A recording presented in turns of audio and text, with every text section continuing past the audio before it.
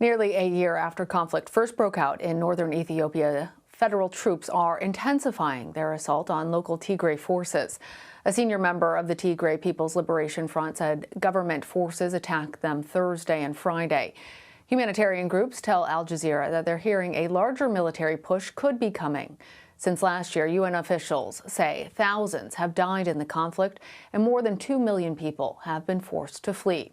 Meanwhile, the United Nations is condemning the expulsion of 7 of its senior officials from Ethiopia. The organization says urgent help is needed in the region to prevent a famine impacting 5.2 million people. These actions are calculated to intimidate and silence, but they do not accomplish that goal. Instead, they push starving people to the brink. Officials are asking the UN Security Council to step in if calls for humanitarian access continue to go unheard. Joining us now from Ethiopia to talk more about this is BBC correspondent Kalkidan Yivital. Kalkidan, thanks for being here. So what was Ethiopia's justification for expelling those UN aid workers? They essentially said that these 7 high-level UN officials were meddling in Ethiopia's internal affairs, and later they explained what they mean by that. They said that these people were, working beyond their mandates and colluding with rebel forces. Essentially, they said that they were providing communications for rebel forces, as well as doing things that they were not allowed to do. And they said that, since they are meddling in the country's internal affairs, they're breaking the law and they need to leave. They say that, other officials are welcome to come here, but these 7 officials are not allowed to operate in the country. Well, as I mentioned, some diplomats are actually asking the UN Security Council to step in. What might action look like in that case? The UN has been consistent in calling for the Ethiopian government to do a number of things, including to provide unfettered humanitarian access, to arrive at some sort of negotiated ceasefire with rebel forces. And they have made quite a number of meetings on this topic on Ethiopia as well. But so far they haven't been able to make any significant measures. Partly because there's often opposition from some of the members. Previously, there was an attempt by representatives from Ireland, to pass a statement, but it didn't succeed because it met with opposition from China and Russia.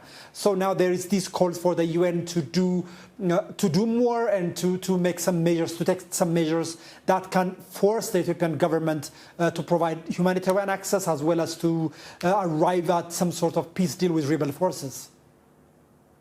I want to ask you a question about timing, Kalkidan, because the expulsion happened about a week before the Ethiopian government launched a major military offensive in the northern region.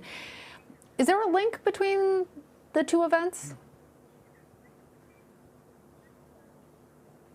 The relationship between the Ethiopian government and aid agencies has been fraught, since November, since war broke out. Aid agencies have been, making quite a number of statements, and exposing and highlighting some of the atrocities and abuse that allegedly took place in Tigray. Essentially, they were accusing the Ethiopian government of blocking aid due to using a number of bureaucratic bottlenecks and so on. So the government was saying that these aid agencies, they're not understanding the complexities of the country and they're not understanding the context of what's happening. So the relationship has been fraught from the very beginning of this war. But now it seems that it reached its climax with the expulsion of these officials, and it was immediately followed by the swearing in of the prime minister for the next 5 years, as well as now we're hearing the renewal of this fighting. So at least we're seeing things are getting more intense, and instead of seeing things getting better and arriving at some sort of peace deal, we are seeing quite the opposite. I'm wondering if you could tell us a little bit more about the necessity of this humanitarian aid right now, and what the situation is like for the people who are facing potential famine. millions are impacted. I mean, according to the UN, more than 5 million people are in need of emergency assistance, and hundreds of thousands are facing famine. And this has been the case for close to 8 months, and now it's even worse because the fighting has spread to outside of Tigray to 2 neighboring regions there. So more and more people are, needing emergency assistance. The UN and other agencies said that in order to meet all the needs there, at least 100 trucks of food and non-food items have to arrive in that area every day. But so far what's been managed to be achieved is less than 10 or around 10% of that. So we are seeing that there is a huge gap between the needs and what's been achieved, what's been being provided so far. So things are getting really dire, and there is an urgent need to meet the humanitarian needs there. And you had also mentioned that that instead of reaching some sort of dialogues and talks, that it seems like things are just amplifying. At this point, is there any thought as to whether the Ethiopian federal government might pull back and decide to put an end to this civil war? There have been calls, particularly from some of the countries in the West, including the US and the European Union, for all warring parties, to come and sit and solve the issues on a negotiation table. We're not seeing any signs of that.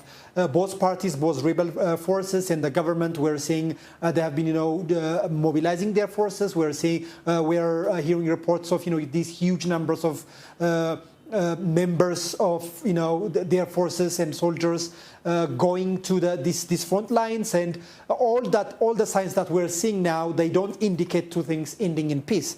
They indicate to the amplification and the escalation of the fighting. All right, Kalkidan Yebital, thank you for joining us from Ethiopia.